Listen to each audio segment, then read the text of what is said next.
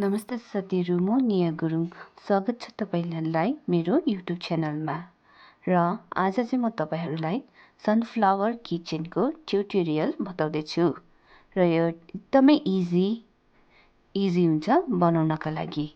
ल स्टार्ट गरौँ। यसको लागि हामीलाई सिजरको जरुरत पर्छ। त्यसपछि 2.50 mm को क्रोचेट हुकको जरुरत पर्छ। त्यसपछि किचन होल्डर अनि येलो कलरको धागो जो चाहिँ सनफ्लावरको लागि जरुरत पर्छ। अनि भित्रपट्टि तपाईले कुनै पनि कलर एड गर्न सक्नुहुन्छ।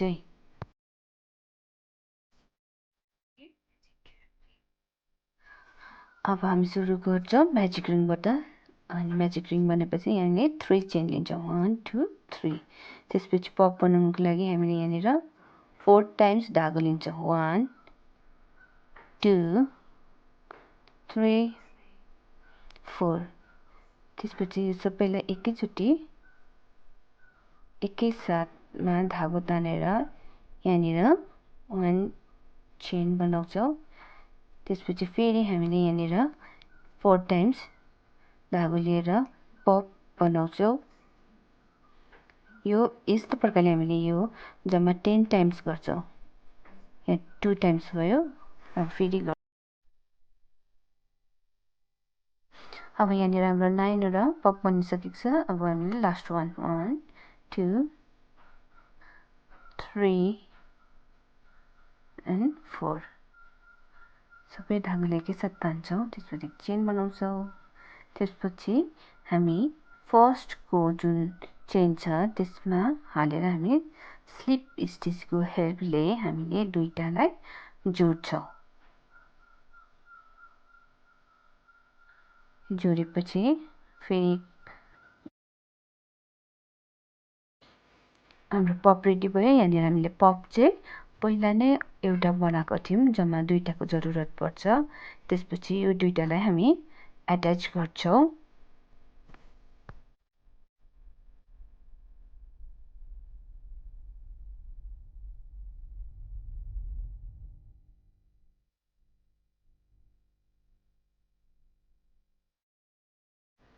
हामी दुईवटा पपको माथिको चेनलाई यसरी अट्याच गर्छौं।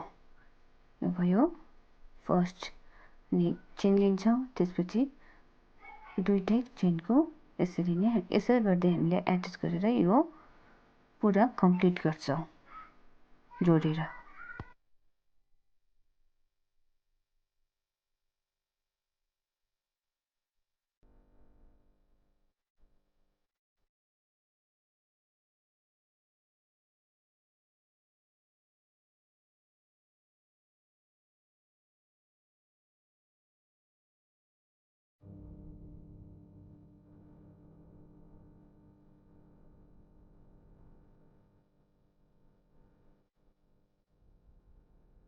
अब हाम्रो यो बीचको भाग कम्प्लिट भइसक्यो।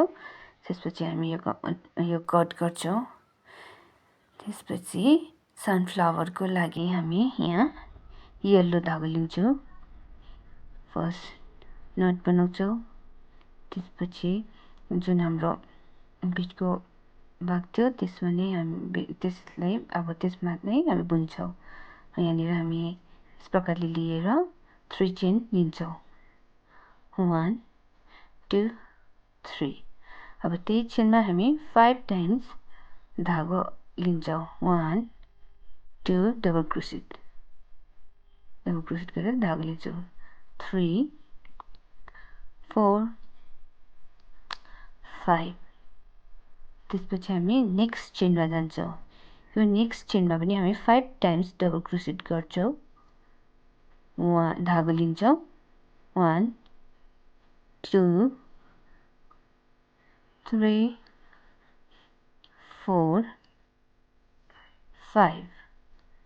अब यी सब जम्मा 10 वटा धागो लिएकोलाई हामी एकैसाथ तान्छौं। यो अलिकति डिफिकल्ट हुन्छ। बिस्तारै गर्दै जानुपर्छ। बिस्तारै तान्नुहोस्। त्यसपछि यो तानिसकेपछि हामी यो चेन लिन्छौं।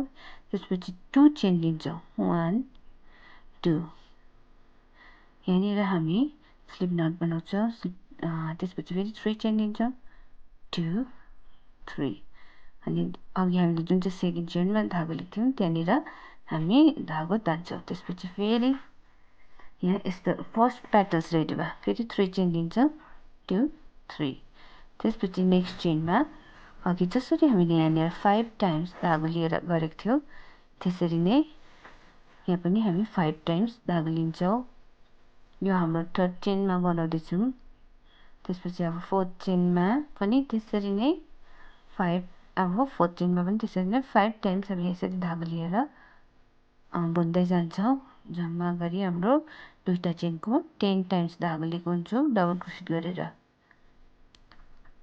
त्यसपछि सबैलाई अब 10 टाइम्स भयो। अब यो सबैलाई एकैसाथमा पहिलो पेटल्स बनाउँछ जस्तो गर्थ्यौँ त्यसरी नै हामी तान्दै जान्छौँ।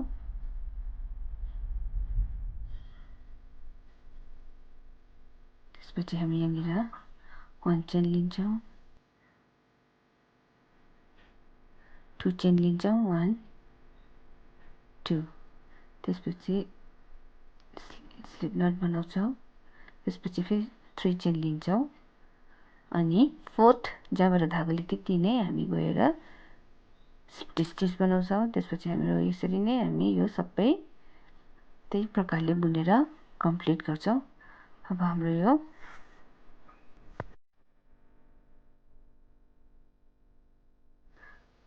यो लास्ट पेटल्स बनिँदैछ। अब लास्ट दुईटा चेनमा पनि हामीले अघि जसरी पेटल्स बनाउन सिकेको थियौँ त्यसरी नै बनाउँदै जानुपर्छ। यो लास्टको सेकेन्ड चेन हो 2 3 4 5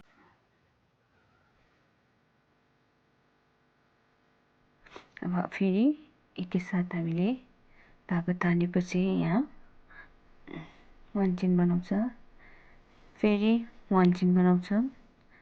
त्यसपछि यहाँनिर हामी किचन हुक एड गर्नको लागि हामी यसरी एड गर्छौँ। धागोले 1 चेन लिएपछि अब हामी यो यहाँनिर स्लिप नट बनाउँछ।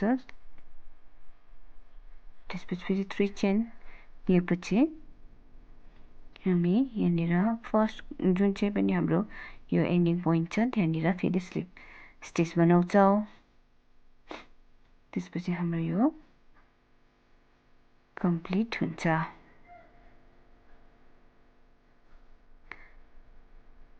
कम्प्लिट भएपछि हामी यो धागो पनि कट गर्छौँ। अब हाम्रो यहाँनिर रेडी भयो हाम्रो किचन। एकदमै इजी छ बनाउनको लागि बिगिनर्सको लागि त झनै इजी हो।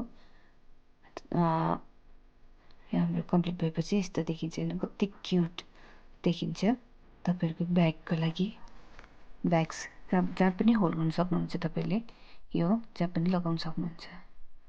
अब यो हाम्रो जुन उब्रेको धागो छ जुन चाहिँ त्यसलाई चाहिँ हामी यस्तो प्रकारले लुकाउनुपर्छ जसले गर्दा हाम्रो यो किचन चाहिँ नराम्रो नदेखोस्। यसरी हामीले यो लुकाएपछि हामी यसलाई पनि यो धागोलाई पनि कट गर्छौँ। र साथी हो कस्तो लाग्यो यो किचन कम्प्लिट भयो कस्तो लाग्यो यो किचन भनिदिनुहोस् होला। राम्रो लाग्यो भने मेरो च्यानललाई प्लिज सब्सक्राइब गरिदिनुहोस्। Thank you.